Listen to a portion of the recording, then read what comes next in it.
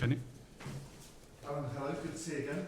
Hello. What's it been like these last few days back in Palace? What sort of welcome have you had? Well, the most important welcome was the training ground, really, the staff and players who have been fabulous in terms of telling me what's been going on and what they feel they need, because that information is very important for a manager. So I've been really pleased with their response. The work we've done leading up to Dover and then after has been good. Players have a tremendous attitude at this football club, and that's been really pleasing. It is very early days, but can you say what sort of challenge you think lies ahead for you here? Well, I think we've got a tough challenge. You know, we find ourselves in the bottom three at the moment, 18 games to go, and our home form not good. So we need to make sure that we try and turn our home situation into a positive for us. I think in terms of the players, I think they need a lift. Hopefully my arrival and maybe a signing or two could do that. And then I think hopefully we can go on a run that gets us at least to safety, because I think realistically this year, although there was a terrific ending under Tony last year, I think realistically one place above relegation will be enough this year for us to build this with the finance that comes available through that. Do you have a sense at this stage just how many points might be needed for safety this year, Alan? No, I don't think so. But you know, I don't think it's far away with the mark, somewhere between 35 and 40. It's going to be in there.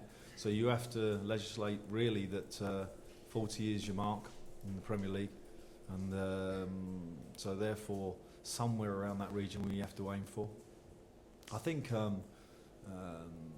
there's definitely a feeling amongst the players, an inner feeling that they can do it, and that's a good thing, because you need that belief to start building. There have been one or two reports about players that have been linked to you, and I know you said new faces you'd like to bring in.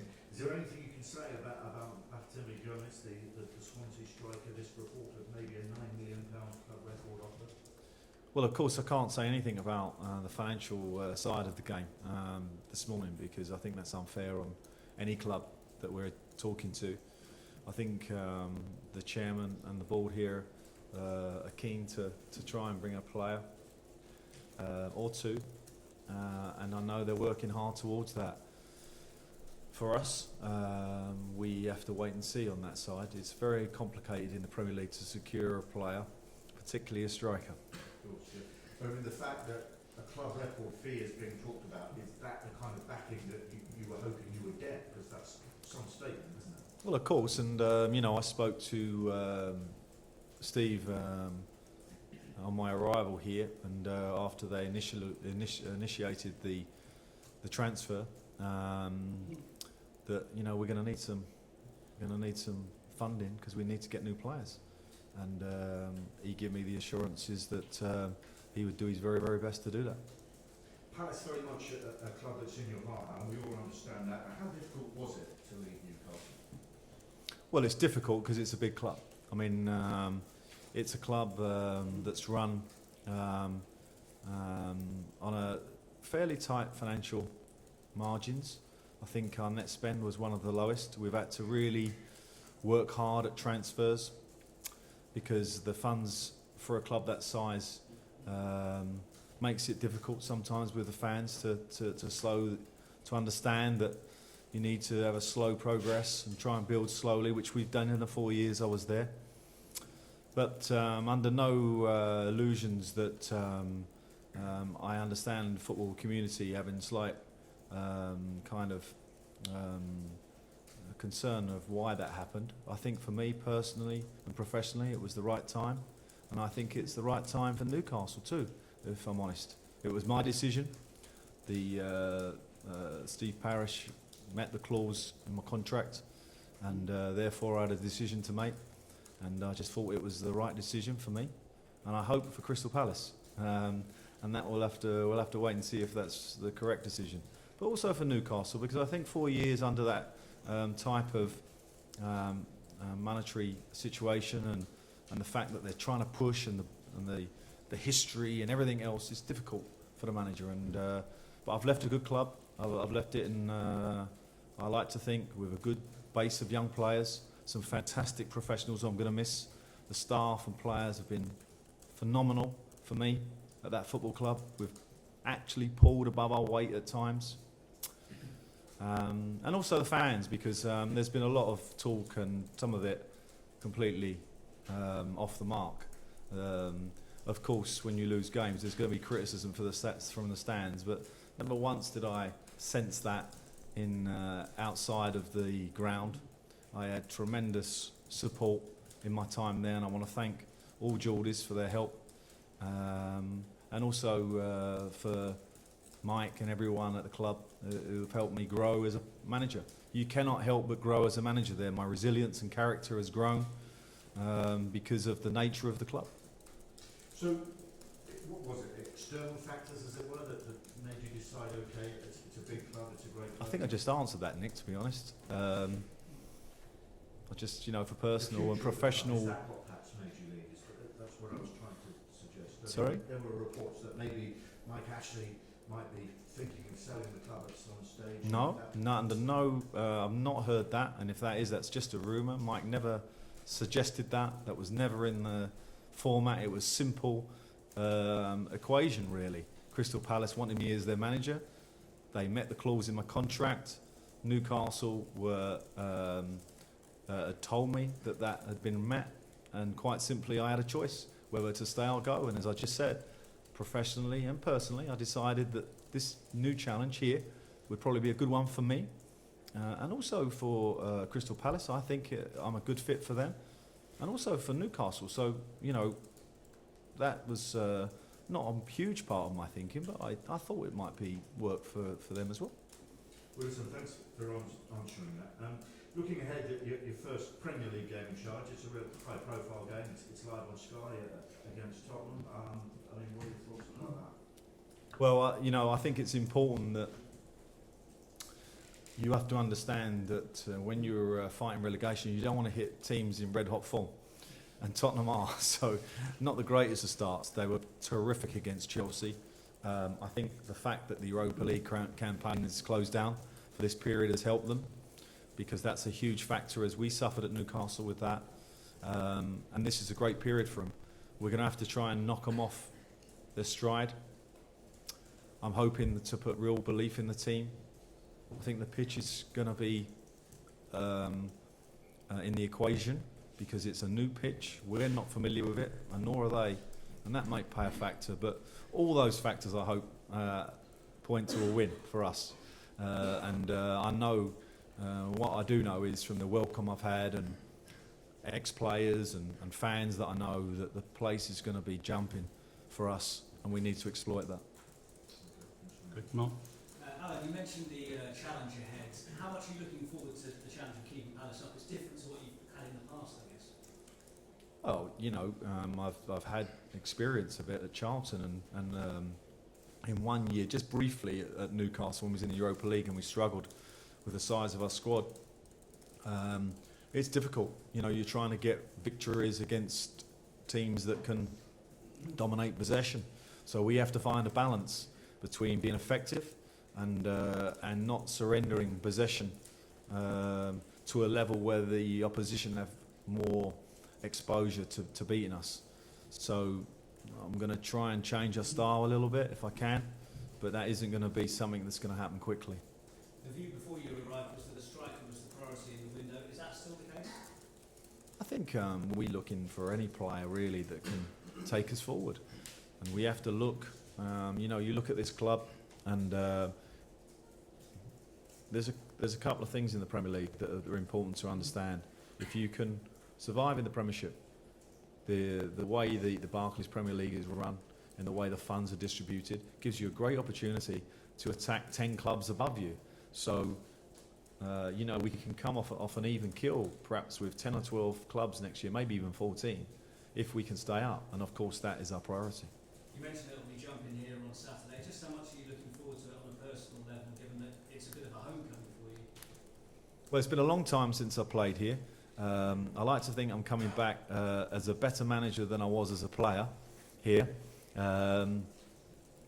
It's one of those stadiums that has got a special feeling for me, because obviously I played here. I think our Holmesdale fanatics have made a statement in the Premier League that every Premier League club wishes they had. A little corner of the ground that doesn't stop singing and that stays behind the team. And I think it's important that I serve up for them belief, and then they will do that for the rest of the season. We're going to need it. The rest of the stadium follows suit, and we got to try and create some pressure here and some momentum that that gets us victories. You have to, you know, it's always in the back of my mind, Alex Ferguson telling me that, you know, the most important thing in the Premiership is momentum, and at the minute we don't have that, and we got to try and get it. Are you quite keen to get your business done early in the transfer window, and is that likely? It's really a difficult question for any manager in the Premier League, because, you know, you're in the hands of agents and chairmen and financial people, and it can take time, and there's a lot of things to be covered. So intelligently, what I would like to say is yes, that's possible, but if we have to wait till the last day, we're going to have to wait. And clearly it's a big challenge ahead, 18 games as you've already mentioned. Have you discussed at all with the owners what if you're relegated, or has that not come up in discussions at all? Well, it's come up briefly in discussions, because you'd be foolish to come in at this stage of the season as a manager and not have a contingency plan if we didn't make it. So me and Steve have talked about that. It's kind of a situation we don't want to get involved in. But I said to Steve, actually, you know, we have to look at this as 18 months really to be a Premier League team, and hopefully in 4 months we still are. And if it takes us having to go down and bounce back, we can still be almost as strong if we do it right. So our signings are very important at this stage. Tottenham have momentum, as you've said, but you've beaten them this season. Does that give you a little bit of an edge? Not really, because of course it was with a different set of players, different set of circumstances. I think they're beatable. Of course, like all teams, they have tremendous technical players. The pitch might play a factor for us. It might help us. It might work against us. It looks like it's going to play a part from what I can see. It's very difficult to put a pitch down in 2 weeks. So that will be something that's going to be relevant to both managers, and I'm sure they'll be desperate to get here and have a look at it themselves. Alan, with all your experience in football, can you understand why clubs, including Oldham now, decided against signing Ched Evans at this point in time? Oh, I think that's really not a question I was prepared for this morning, but it's a difficult equation, and it's something I don't really want to comment on at this stage. Sure, I can understand that. In general terms, is it fair to expect footballers in general, you know, so many footballs over the years, to be seen wrong? Well, of course, you know, we've had an incident this week, and with Jason Punchin, and I've reminded Jason he has a responsibility to carry forward as a Crystal Palace player, and his behaviour was inappropriate, and I've told him that. He knows that, and so yeah, that is my job to make sure of that, and I think it is important that we have the right kind of role models. We have some fantastic role models in the Premier League, by the way, and a few situations always get highlighted that are very, very negative, but of course we have a lot of positives too, and I like to lean on those a little bit more. Julian? A practical basis, Jed Naki to last year, got obviously they've been probably Palace's two best players this season. How do you go about replacing them for the next one? It's a blow because, but it's nothing that I wasn't aware of course, when I took the job, so it's not something that's been sprung on me. They're two fabulous players. We're going to miss them, and we've got to try and come up with a game plan without them in it, and it's as simple as that. In terms of Steve Harris, you've already made a cry when you scored that goal to get Palace through. But he hasn't told you that clearly. No, he hasn't. No. He has tears, does he? That's a good sign. Yeah, okay. It was, it was a fabulous time for this football club, and I was just a small cog in it at the time, and that's what our football clubs are. You know, the main focus of football clubs is on the manager, and today you see an exposure to that. Back in them times, it was not so much, and I think perhaps we need to get back to that. It's about players, it's about fans, it's about the love of the game. And but anyway, it is what it is. Well, I mean, a quote has been sort of come back this week or the last couple of weeks, is when you said your ambitions may be further than a romantic return to Palace. What do you think about that now? Sort of now that you are in the hot seat, you're on the Selhurst Park. Well, firstly, I don't think any Crystal Palace fan would begrudge me dreaming of a club that where I can win trophies. And I think I've proved at Newcastle that I can handle a big club in difficult circumstances and with a difficult agenda. And I don't think anyone would have an issue at Newcastle with me saying that. But sometimes you have to take a step that's right for you, personally and professionally, to bring the best out of you. I think this challenge will bring the best out of me. I'm a fighter. I want to fight for the team. I want to prove that I'm a top manager in this division, and it's another chance for me to do that. And it would have been easy maybe to stay at Newcastle and get a top 10 finish this year. Easier. I'm not saying it's easy. Easier. But I've decided to take this challenge. And if I ask about the injury situation, if McCarthy is he fit, is he expected to be alright for Spurs? Yeah, we had a good run this morning, and in terms of personnel. So apart from one or two, we're pretty good to go, and he's certainly fit. And just on Balassi as well, he's obviously been good form recently. Are you fully convinced he'll be here at the end of the window?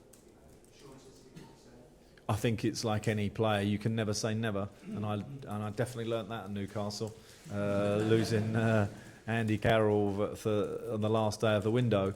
So never say never, but I think it'd take an extraordinary bid to take him away from this football club in the situation we're in, and I would be very surprised if any club wanted to make that phone call. I think you paid tribute to Newcastle fans earlier. Would it make your job as a manager a bit easier, the fact that you've got the whole Palace support behind you? Yeah, well, there was. I remember one of the local journalists in Newcastle talking about my situation there, and I think it's like anything, when you're trying to do your very best. I don't think any Newcastle fan would hold that against me, that I tried my everything there. Some of them thought it should be done differently. Others had an opinion that we were doing pretty well with what we had. What I do know is on day one of this tenure at this job, I'm going to have a support of 99% of this stadium. And that's a great feeling. But it won't last long unless I start winning some games. So, you have to... I'm conscious of that, and always as a manager, whatever level you're at, you have to understand that you have to serve up the best possible football that you can with the players that you have, and that's what I'm going to try and do. Is it up to you to take advantage of this build factor at the moment, isn't it? Absolutely, yes, of course. I'd be foolish not to take advantage of it. I'm not going to do a lap of honour and start trying to get them going. I don't think I need to do that. But certainly in our style of play, I'd like to think that we're going to hopefully see a couple of differences that might infuse the crowd.